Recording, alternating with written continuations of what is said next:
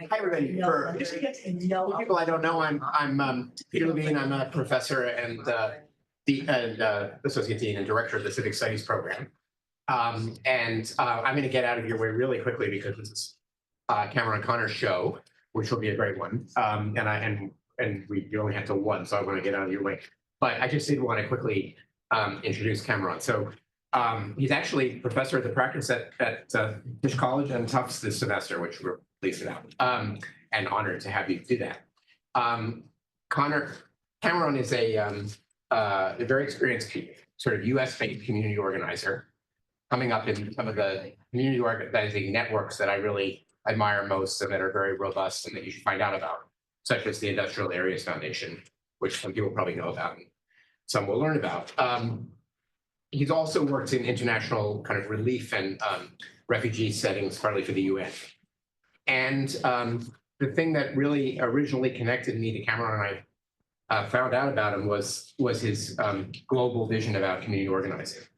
Because there is a kind of conversation in America, which is a rich and valuable one, but it treats community organizing as a specially American thing.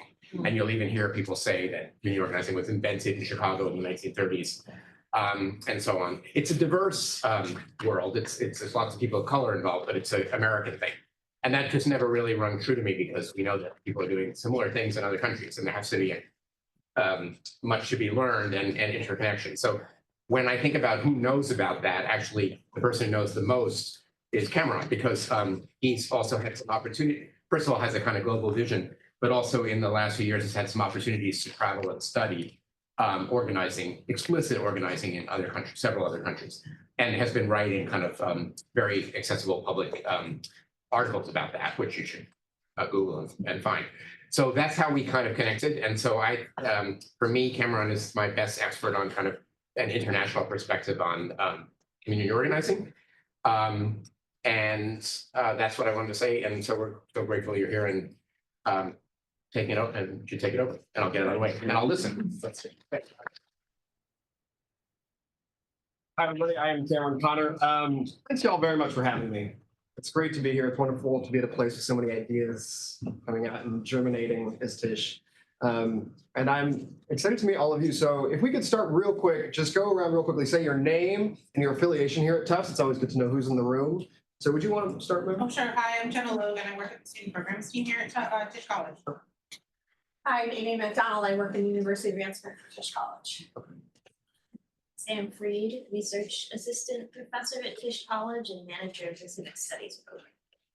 I'm Kelly Siegel-Steckler. I'm at Circle. Miriam Ashkenazi. I'm at Circle. Kathleen Penny. I'm part of Tisch's.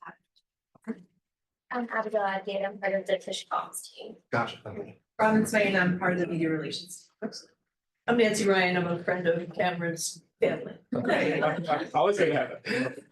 There's a bad time to eat pizza. I'm Tegan. I'm a student. Okay, no bad time to eat. I'm Sophia. I'm a student. Hi, everyone. I'm Gene Corbin. I'm a lecturer here at Tufts College. Peter Levine. Hi. Hi, I'm Gunnar. I'm a student. Hi, I'm Nate. I'm a student. Person. I'm Carly. I'm a student. I'm Grant. I'm a student. I'm Audrey. I'm Margaret, community member. I'm Joe. I'm a member of the local community. Joe? I'm Imran. I'm a lecturer student from Los Angeles. I'm Sammy. I'm a student. I'm Magda, also a student. Peter is also a student. I'm James, researcher at Addresses and Dialogues. I'm Bailey. I'm first year undergrad.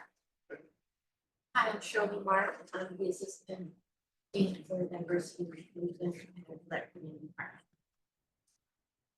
Good afternoon. My name is Tanya McField. I'm the associate dean for strategy at Tisch College. Clifford at faculty at nutrition. Javier Morales. I'm the director of student programs here. It's a pretty impressive room you all pulled together here this afternoon.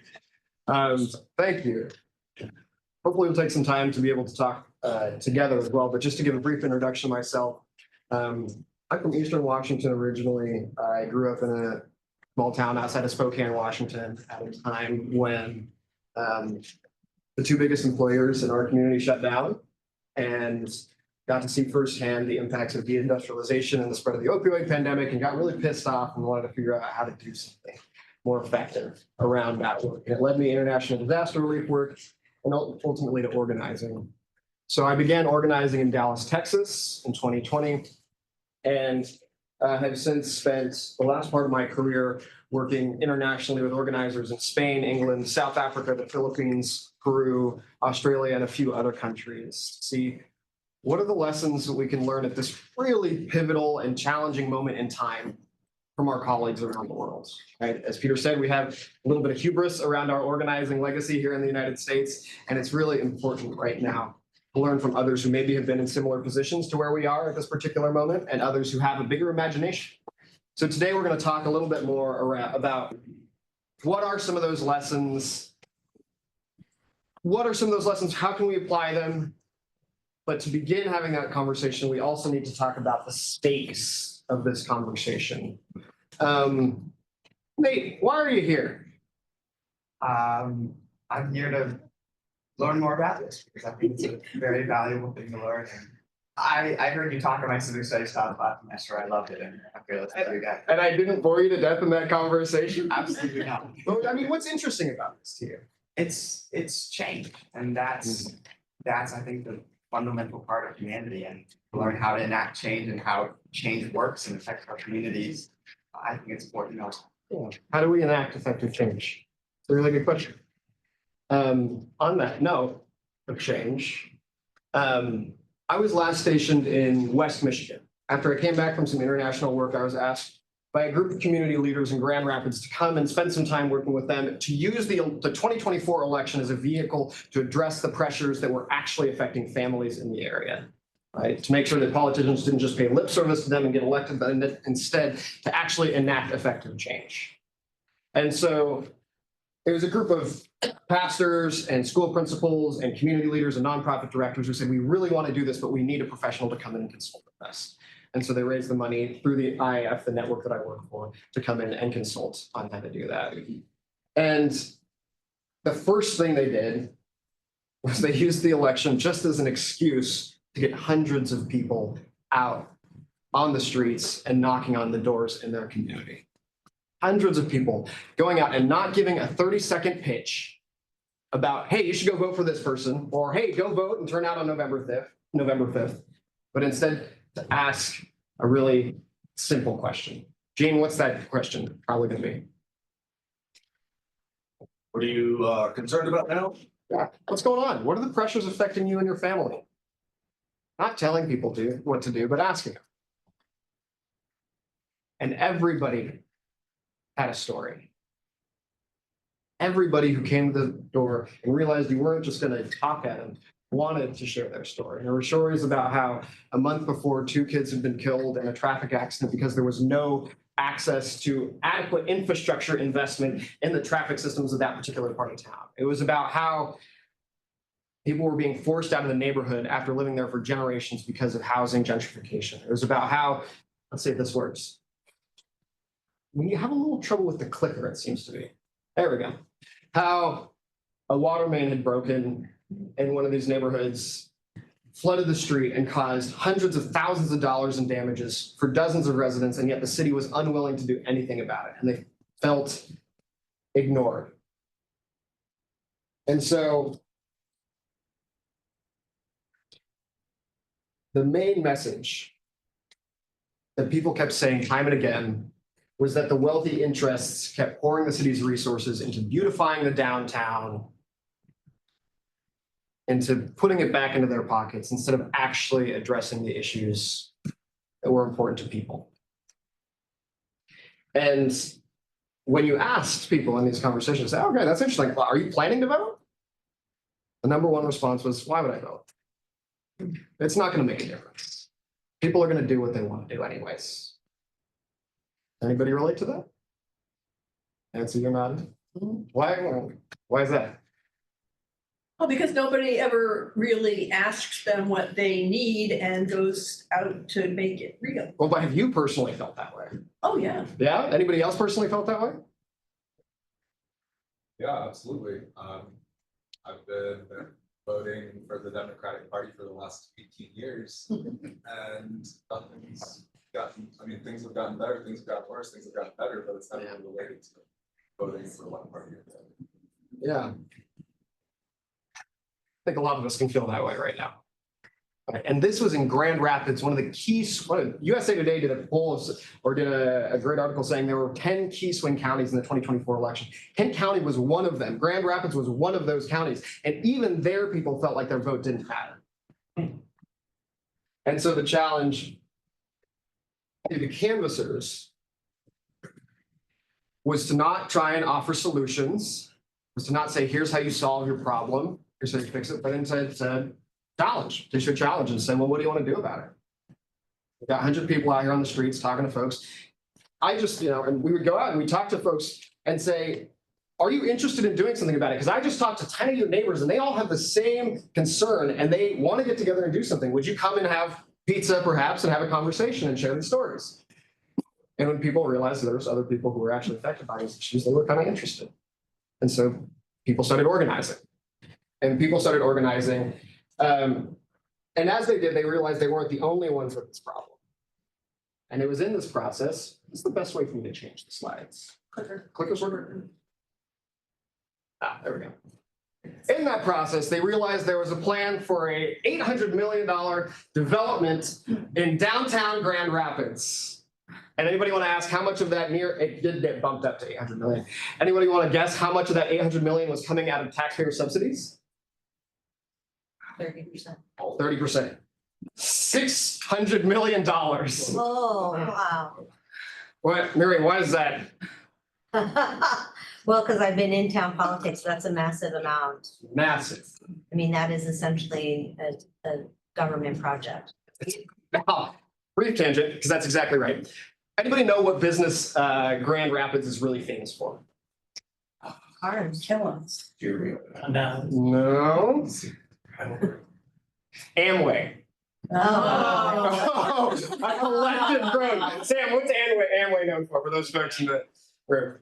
Kind of a multi-level marketing type, like buy everything.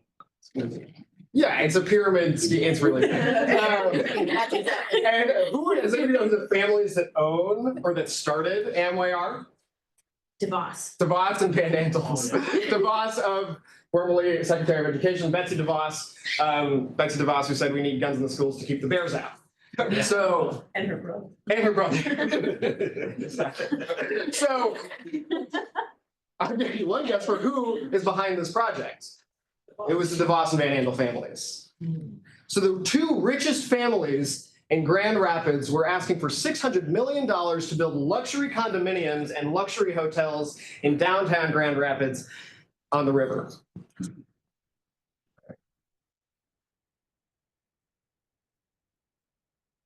So people were really angry. People were really angry and they kept saying, look, you say you don't have money to fix our pipes. You say you don't have money to invest in affordable housing. You say you don't have money to actually impact what's going on with families. And yet you have $600 million to make the rich richer. And so it was this, if nothing else, it was a perfect target for organizing, right? Because it exposed this blatant hypocrisy in what elected officials were saying. And so this became our job of figuring out how do we use this blatant hypocrisy to actually address some of those issues that were affecting families and hold elected officials accountable to the interests of their residents rather than the developers. And that's where the election came in handy.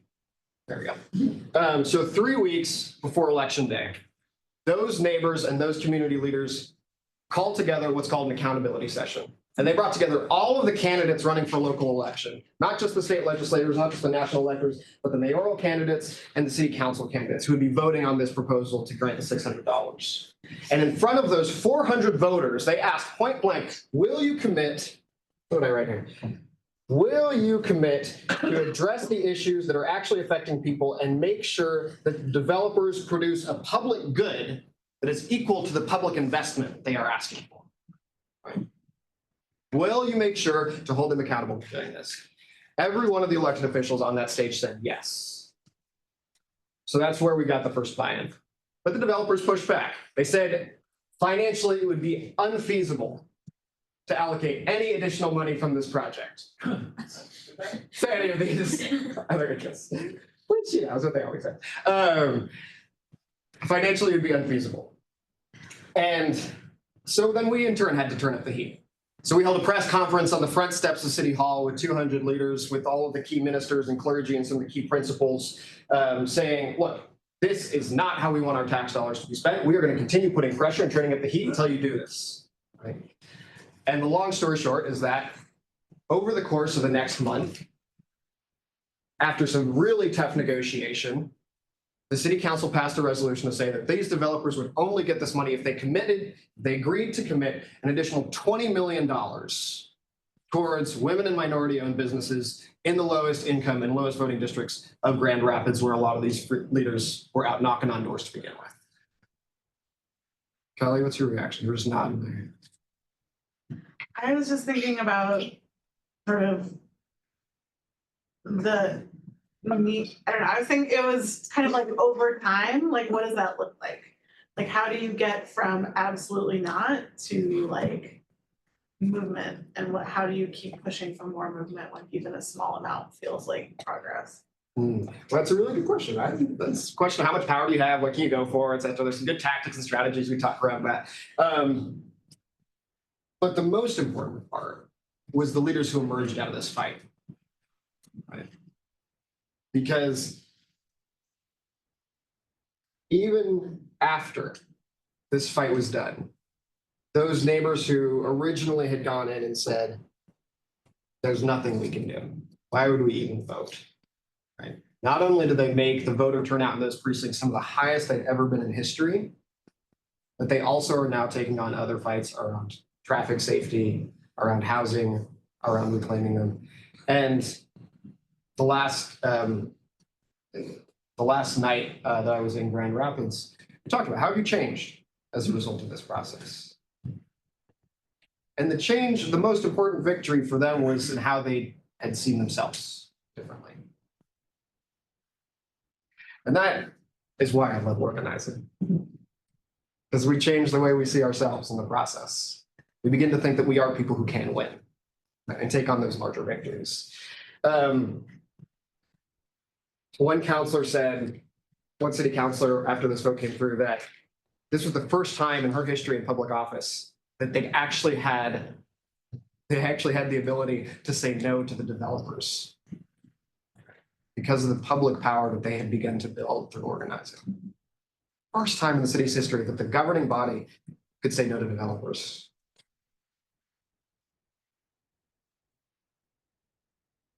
The labor organizer, Jane McAlevey, recently passed away, has a great quote that says, we have this narrative in our head that people can't win. And it's a goddamn shame, she says, because people win all the time. And so I share that story of Grand Rapids. It has nothing to do with international organizing necessarily, but I share that story because it's about people can win.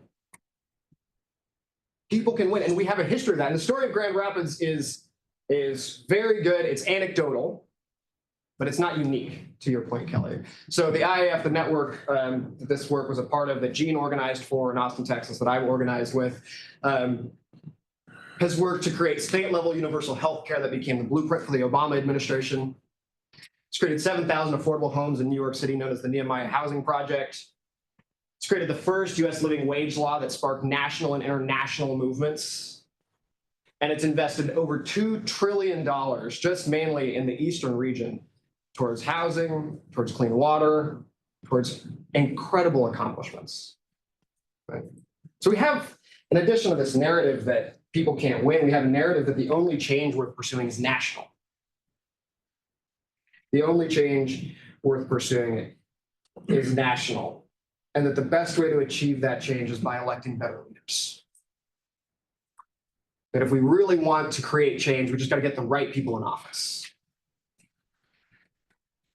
But this organizing and these stories show that one of the most important things we can do if we really want change is to invest in people.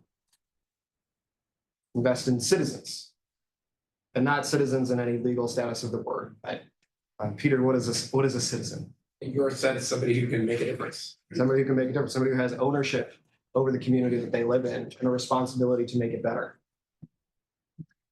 So investing in citizens.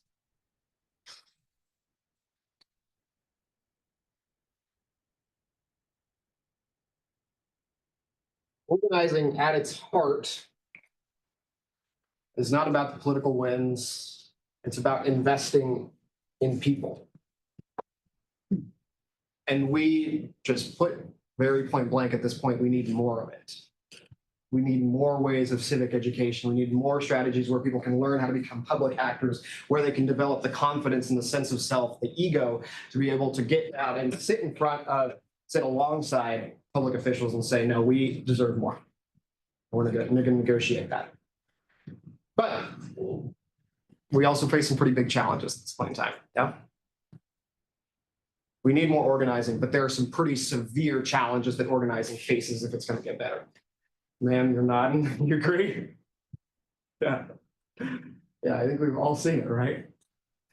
So that's why I decided to spend some time working internationally with colleagues. Was asked by the IAF to do that, was awarded a fellowship to do that. And there were two lessons in particular that we'll be focusing on today that offer some valuable innovations for us. The first is in terms of the civic institutions that we use to organize, that provide the foundation for organizing. And the second is the type of political education or civic education those institutions do. So the first is, if organizing has any hope of remaining relevant, we'll need to adapt and innovate. We can look to our colleagues abroad on how to do so. First question is organizing new civic institutions, right? What was the foundation of the organizing work that happened in Grand Rapids? Audrey. Like the community networks and the relationship. Yeah, what do the community networks look like? Like community institutions, like schools, libraries, kind of thing. Yeah. But also just like people who know each other around neighborhoods for each other. Yeah, but specifically those institutions that are grounded, that have the money to promote what they're doing, to continue the work that they're doing, that don't just fall apart easily. So civic institutions. And over the last 100 years, it has been these types of institutions that have fought for the abolition of child slavery, child labor, that have fought for the 40-hour work week, that have fought for fair wages and established the National Labor Relations Act. It's those types of institutions that led the, democracy schools and the Jeans teachers movements that laid the foundation for the civil rights movement. Right? It's the foundation of the suffragette movement and the women's right to vote. It was these institutions grounded in community that could last over decades that enabled that organizing to happen. Right? So every momentous social victory that we can look back to with pride in our history has come from these types of institutions in our community. In the IAF, that's typically churches and schools and neighborhood associations. It's growing to include nonprofits. It's going to include childcare centers. Sometimes it's growing to include universities, but places where people can come together and deliver hundreds of people to an action. Because you can't get 400 people to show up for an accountability session unless you have some serious power. And institutions are where people invest their civic power. But the problem is, right now, that these institutions in the United States are dying. Yeah, Peter, you agree? I do. What does it look like? I show a graph which just goes down, unfortunately, for things like just how many people in members of groups. And what does that mean for civil society? Less power. Less power. Yeah. Less power. So if organizing is going to succeed and innovate and adapt in this new age, one of the main ways it needs to be thinking about that adaptation is what kind of new institutions can we add to the civic alliance that we work through. Hello, Gene, you spent a lot of time working with institutions. What do you think about this? I'm not, I always agree with Dean Levine to start. Participation in traditional civic associations is kind of evidence it's declining. And I guess for me, the question is, do online versions of that do the same work in terms of giving everyday citizens voice around their interest, or are we, because my fear is we have a few really wealthy high-tech folks that are kind of becoming the power in our country and community. Yeah, so the danger of the social media style communities. Yeah, no, that's really true. It's really hard to build relationships over social media. And in order to get into action, you need to have trust with one another, and trust requires relationships. But there are other types of communities out there, especially that other types of institutions that are serving to be these broad-based civic actors now. And one of them comes out of Barcelona. So in 1973, a community called New Barris in the outskirts of Barcelona, predominantly working class community, shut down a cement factory that for 2 years had been blanketing the entire area in toxic dust. Right? Causing incredibly high mortality rates, huge public health crisis. They went in and they shut it down. And in its place, they created what they called their Ateneo, or their democracy school. And they created spaces for music, for community theater, for literacy programs, for after-school tutoring programs, and for political education. This is what the Ateneo looked like when it first started. The entire community came down. And this is them reenacting tearing down the factory 40 years later to create this space for civic democracy. And when the heroin epidemic spread through Spain in the 1980s, people used their Ateneo to create the first response. People said, we need a youth program, keep our kids in particular off the street. And so they created one of the most unique anti-drug programs I've ever heard of. They created a circus school in Spain because circus had been banned under the dictatorship of Franco. And it was really important to the culture. And so they created the Ateneo circus program that not only drastically helped improve the situation with drug abuses and drug overdoses, also went on to become one of the best circus academies in all of Spain.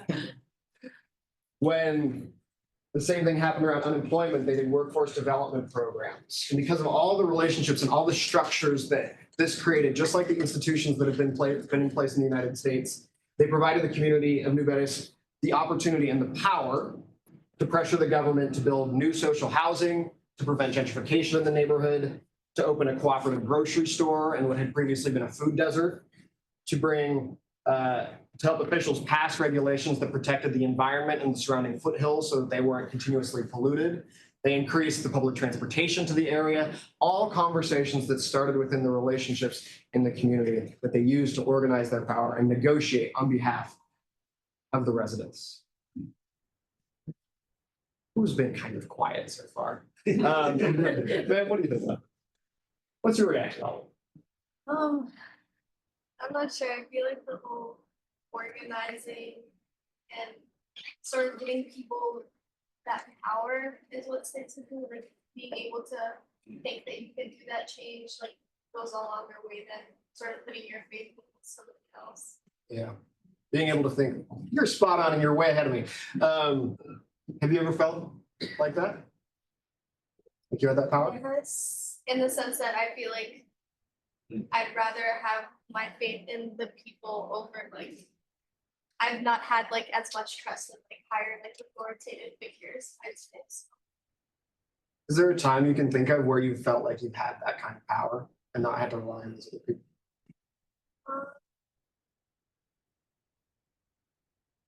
It's a little corny, but like student government, I guess, in high school and my freshman year, also being able to like sort of advocate for your other students and your like peers and being able to sort of be that bridge between administration and like students. I felt like that's where I felt most empowered. That's an excellent example. Remind me of your name again. Acta. Magda? Yeah. Magda, that's an excellent example. Why do we have student government?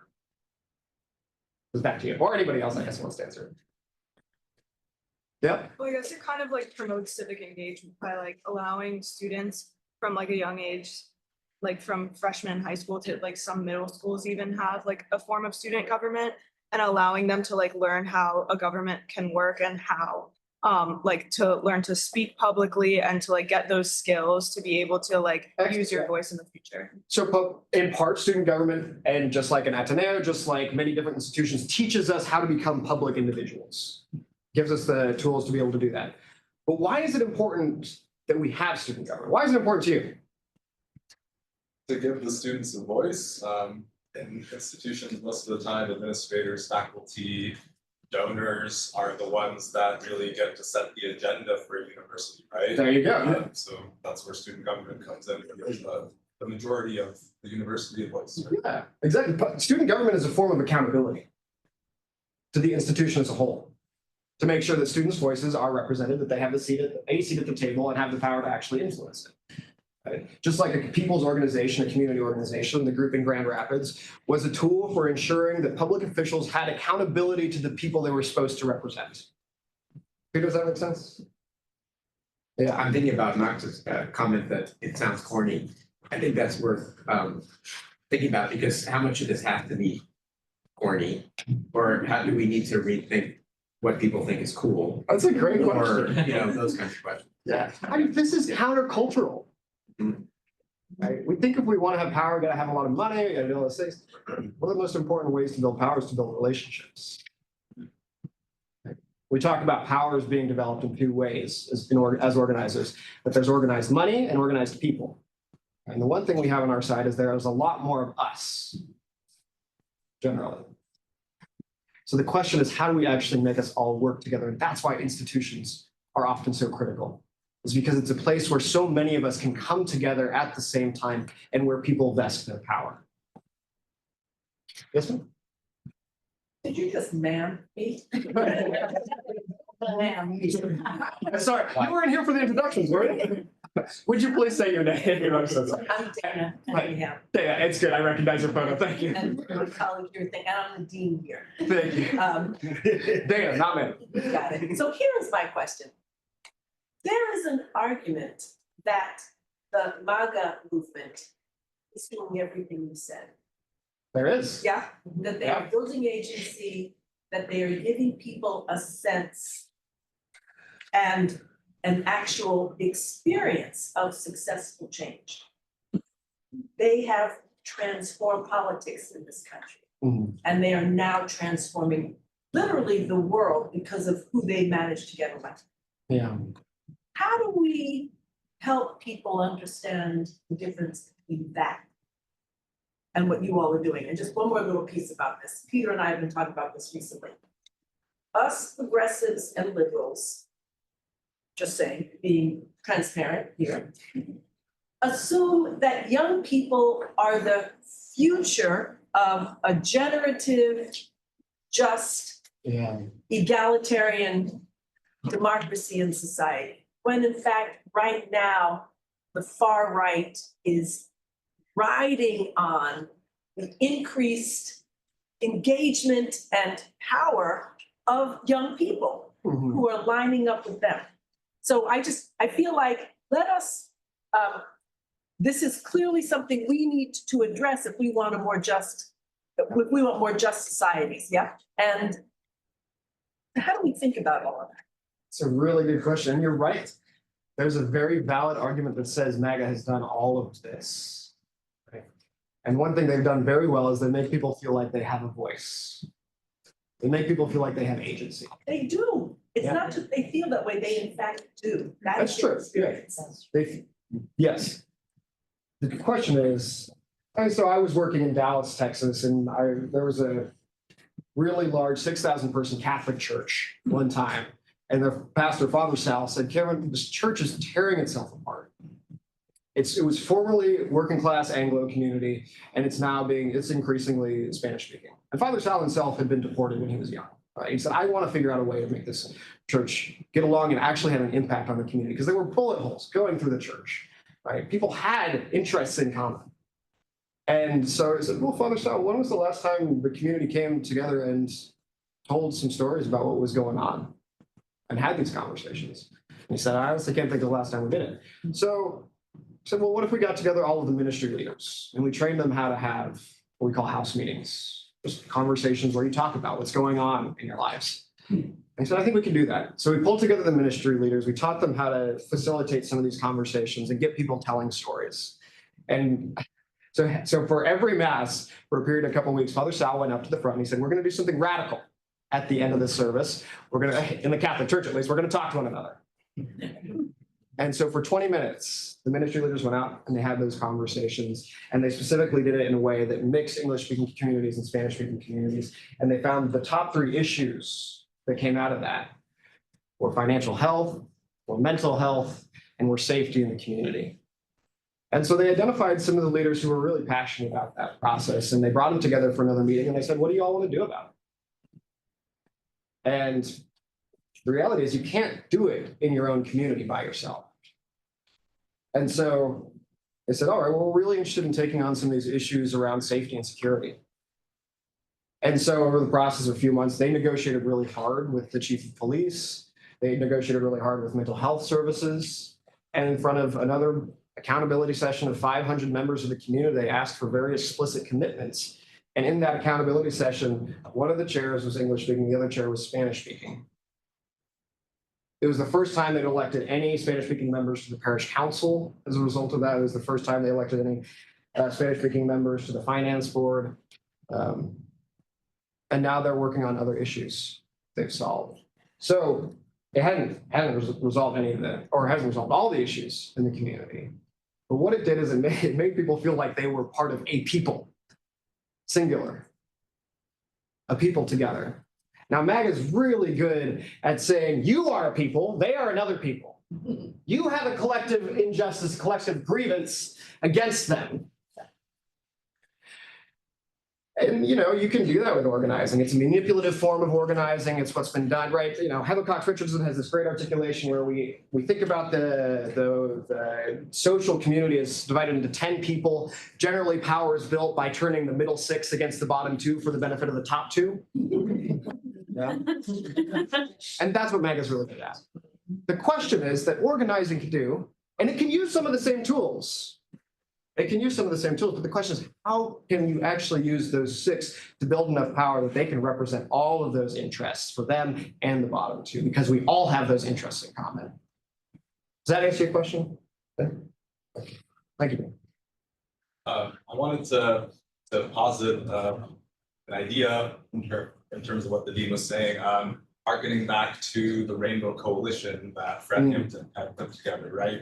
That was a coalition of, you know, the Black Panthers, the Young Moors, which were the Latinos, and then the Young Patriots, which were a more conservative group of mostly white people. And they organized a group like that, and, you know, right, and they had community drives for food, and they came together, right? The problem with MAGA is that that community organizing is also backed by big money funding in the media, right? Sure.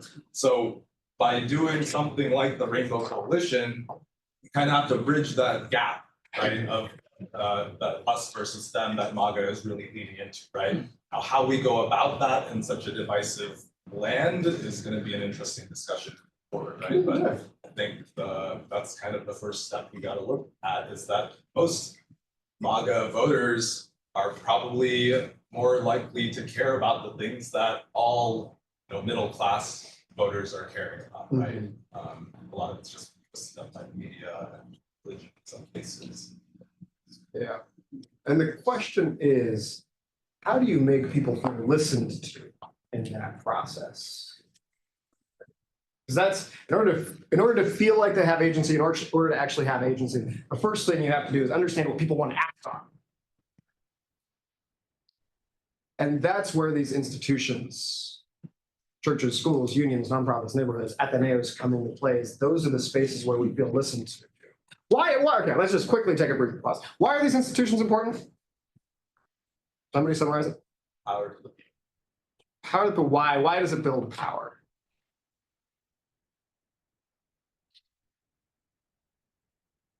That's the snow we have numbers compared to them. That's true. But most importantly, to both of your points, these institutions are the places where we can listen, not in any kumbaya sense, right? But in the sense that we can identify our collective interests. And they're the space where we can act on them. Right? How many people have been a part of a survey to ask, like, what's going on? What do you care about? And then nothing happens. Right? That's in part the job of a good organizer, is to agitate an institution into acting on its beliefs, on acting what it hears. And it's then the space where enough people are present to actually make something happen. Gene? Yeah, I'll just chime in on this really engaging conversation to say, to me, it feels like our civic institutions have become quite performative. They're not building relationships and people identifying and acting upon shared interest. It's like, whether it's MAGA or the student government, I mean, are we really listening to the student government? There's an acute educational value there. Well, there's two questions buried within that one. One is the administration listening to the student government. They have power. And two is the student government actually listening to students. Students have to answer that one. But, I mean, we've learned a lot about how the brain works and how to pitch things to people in a way that's persuasive and make it feel like I'm acting on your interest. But that's a very top-down versus people really saying we've identified our interest and we're making demands on people in power. Yeah, and that's a very manipulative way of organizing. And which is what I'm not just picking on MAGA. I think it's happening on the right and the left. Yeah. Yeah. How do you actually build institutions that genuinely are interested in developing people, not just using them? That's the question I hear you asking. And that is the second part of what we can learn from organizers internationally, is this question of political education. But just to briefly put a cap on that, if we want to build civic power that holds public officials accountable to the interests of people, just like student government, we need to find, claim, and create public spaces where those people can come together, often across different communities, and actually make that change happen. But at the same time, it is not enough for those institutions to exist. Wait for it. I want to advance the slide. No, that is too many. There we go. So we're going to ask the question, what would it take to build new civic institutions? But it's not enough for them to exist. They also have to teach people how to become civic actors or public actors, which gets exactly to what a lot of you all have been talking about. But this is where organizing, this is what it's about. If you just want to win campaigns, sure, you can manipulate people. If you want to actually build an organization and build a flourishing democracy, that's where organizing really comes into play. Good citizens negotiate, they deliberate, they listen to each other, but all of those skills take time to learn and practice to learn how to do. And one of the great things about institutions, to your point, Me? Yeah. Sammy, Sammy, to your point, which was? which was the, oh my gosh, I already forgot. That people need to learn how to speak in public. They need to learn how to do these things. Institutions are one of the main spaces where they do that work as well. Cheryl Luth, one of the key leaders in Grand Rapids, chaired that press conference in front of all of the major reporting outlets because she learned how to speak in public through being a liturgist in her local church. Elia Levine in Dallas learned how to coordinate one of the biggest campaigns around housing in the city's history to change the city housing codes because she was the president of her PTA and the principal invested in her to learn how to do those things. Right? These institutions are incredibly important to us being good citizens. But it's also not enough to teach how we do those actions. We also have to develop political consciousness and understanding of the world. And the Philippines, some incredible organizing work that's going on in the Philippines has a good way of doing this. you're actually getting a sequence of chats. Aha. Yeah. I didn't know that. Okay. Well, we will get to those in a minute. Sorry for everybody who's watching on Zoom. So at the height of martial law under dictator Ferdinand Marcos, organizers in the Philippines developed a really remarkable way of doing this, what we will call political education. And as Marcos escalated mass evictions and perpetrated police violence, neighbors banded together in what they called the urban poor communities to build what they called urban poor neighborhood associations. And these neighborhood associations spread across all of the Philippines to the point where there were tens of thousands of them. And they created the largest community organizing network in the Philippines called the Urban Poor Alliance. And at the beginning, they started out as mutual aid societies, helping people get enough food, making sure they were alerted when the police were coming to do an eviction, and provide shelter to those whose homes had been destroyed. But when Marcos's dictatorship fell, these neighborhood associations exploded in popularity and became that tool for enabling people to hold their government accountable. So it was the primary vehicle for hundreds of thousands of people to create affordable housing, to pave their streets, to get jobs, to get potable water in their communities. All very exciting stuff, all great neighborhoods. They also passed national legislation defending the rights of urban poor and enforcing environmental regulations on corporations. But the most important aspect for this part of the conversation is that these neighborhood associations taught people how to become public actors and identified and developed civic leaders who went on to radically transform the country. Leaders like, oh, not those. Okay. Leaders like Francisco Fernandez in the upper right-hand corner, my upper right-hand corner, who went on to serve as the president's first national director for the urban poor. Leaders like Benji Batayang, who went on to serve as the secretary for the Department of National Resources. And Alice Murphy, who went on to lead the Urban Poor Alliance and create incredible changes, organize and mobilize tens of thousands of people to continue that process. And when I asked Francisco why these schools were so important to his development, he said, because these are the places where we developed a political consciousness, where we got to understand and articulate a philosophy of why the world works and why it so often works against us.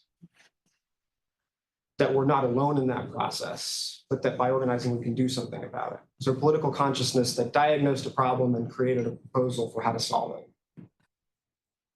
In addition, they learned how to do the hard skills of organizing. And he said, most importantly, it developed people's confidence to go out and act. People's confidence to go out and act. So we're going to get to that. We're going to unpack that in just one second. But why is this important? Okay, we're going to unpack it right now. Excuse me. Why is this important? Why is it important to develop a political consciousness and people's confidence to act? That's more than just words.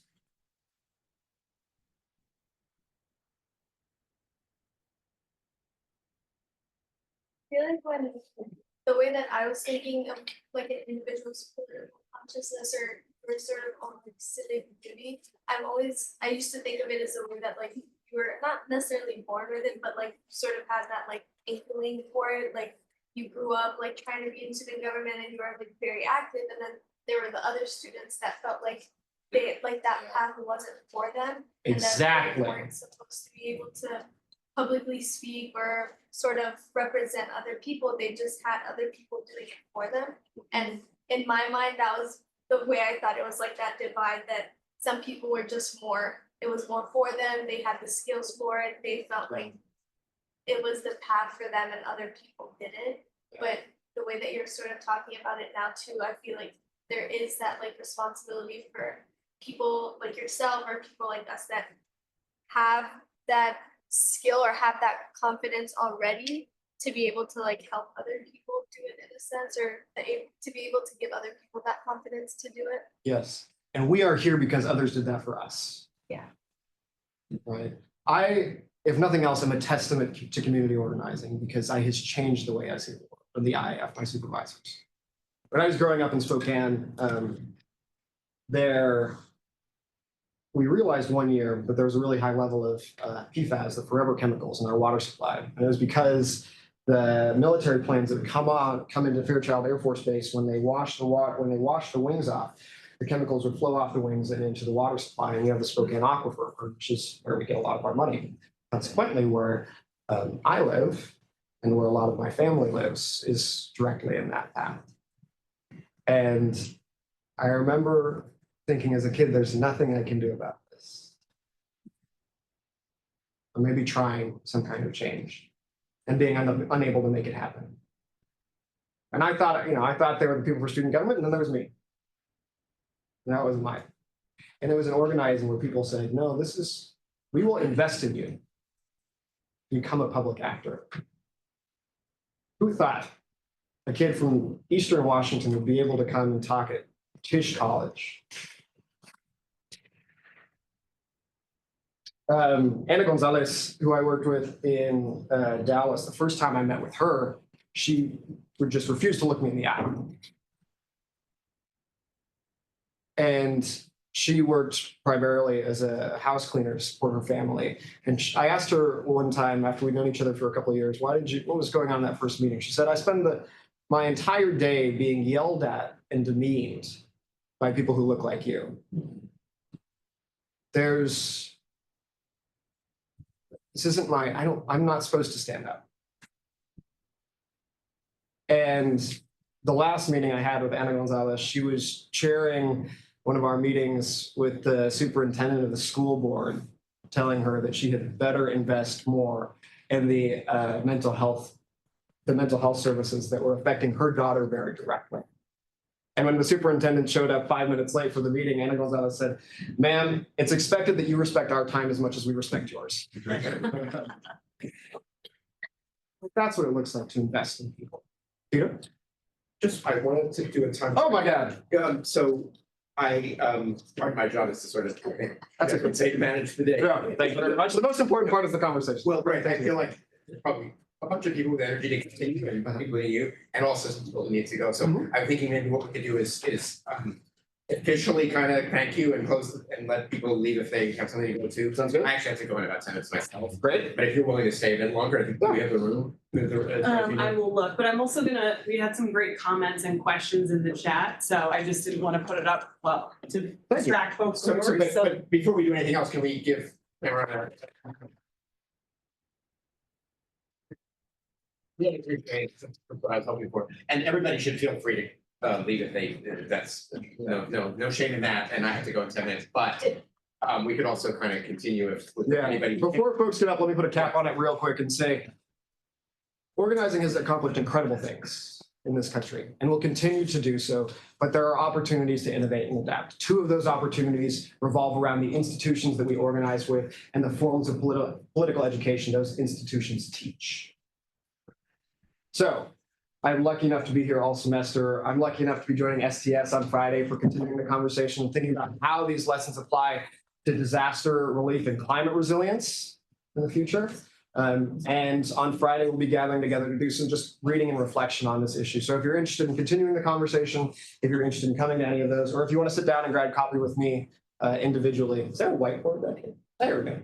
Yeah, he's truly very interactive. So as a few guys, I'm very interactive. He came to my class last semester, which several of you are in, for about 10 minutes and ended up developing all these great relationships with students based on 10-minute hearings. So he actually does respond to texts and things, and we'll meet with you. And, if you want to sit down and have a conversation, grab a cup of coffee, just ask questions and get better acquainted, give me a shout. Nate's taking me up on it. Audrey's taking me up. Yes, okay. Audrey's taking me up on it. It's been wonderful to meet with you both. And no matter what comes of it, it'd be a pleasure meeting you. So thank you all very much for your time. And we'll continue for a minute, but everybody can leave.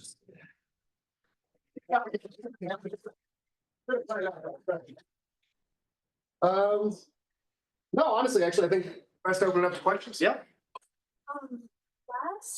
Just like anyone else doing last spring, there's the Senate. There was like a Senate meeting where 4 resolutions were proposed by this club called Students for Justice in Palestine.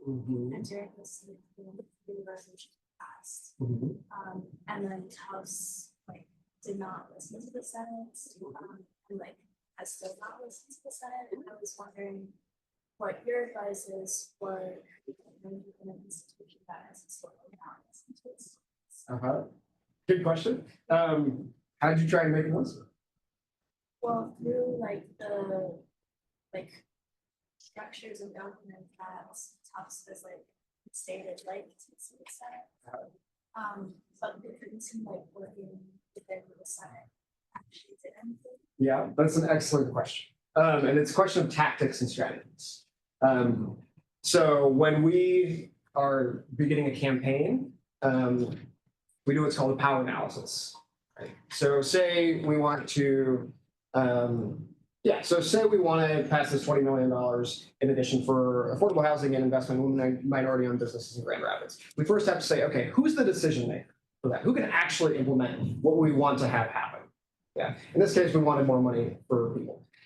And by and large, it was 2 members on the city council. And we had to do a power analysis on each one of them and say, okay, here's their interest. This person's interest is not just being a city council member. Their main interest is actually properties that they own in this particular location.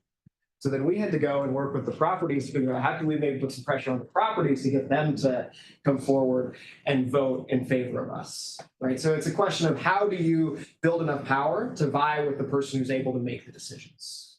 How would you recommend doing that? I don't want to get kicked out of Tufts. So that's an excellent question. You should come and talk about organizing more and you can develop your own strategies for it. Yeah, let's have coffee. Anybody else? Certainly don't have to worry about it, about any limitations, although I imagine that part of your answer would be that you need to know more about the details. Yeah. In order to strategize, right? I don't know what the resolution, generic, I don't know what we're trying to get the school to do. Yeah, and right, there's not a generic roadmap for, right. Yeah, generally there's 2 questions in a situation like that. One is, have you built enough power to make it happen? And 2, are you using that power effectively?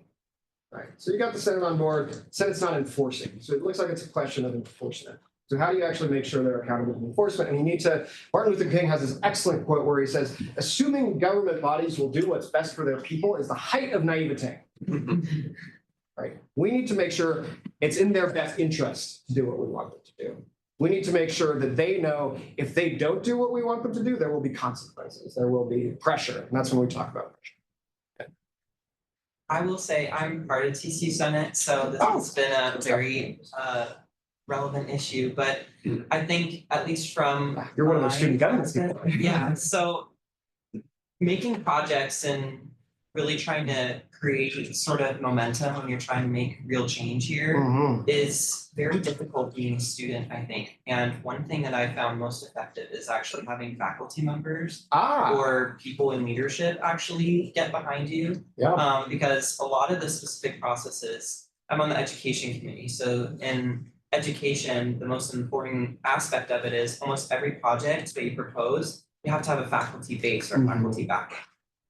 Normally, students can't even propose anything. It has to come from a faculty member or a department.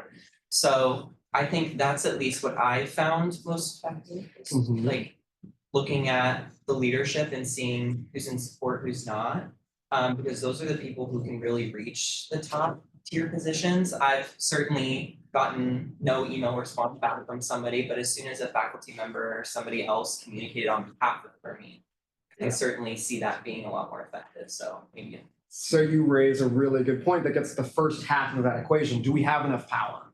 Right. So for example, we were trying to change the housing codes in Dallas. It started with a house meeting in Bachman Lake, predominantly Spanish-speaking, undocumented area of Dallas. 500 people showed up to talk about this issue. And the job of the organizer was to ask, great, you have 500 people here. Do you have enough power to actually change it? And the answer is no. Because Dallas, Texas, and people are not going to listen to you. So how do you build the power you need to actually have the impact you want? So they went and they met with another member institution of the organization, was Temple Shalom.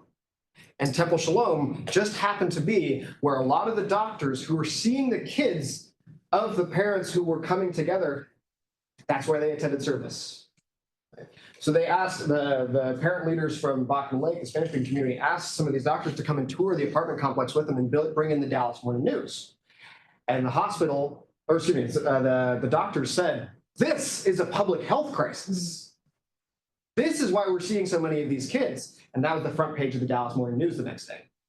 But still, that wasn't enough power. So they brought in Golden Gate Missionary Baptist Church, one of the largest African-American churches in Dallas, which was also a member of Dallas area faith. And by that time, they had enough power to get the apartment association to the table and negotiate. Right.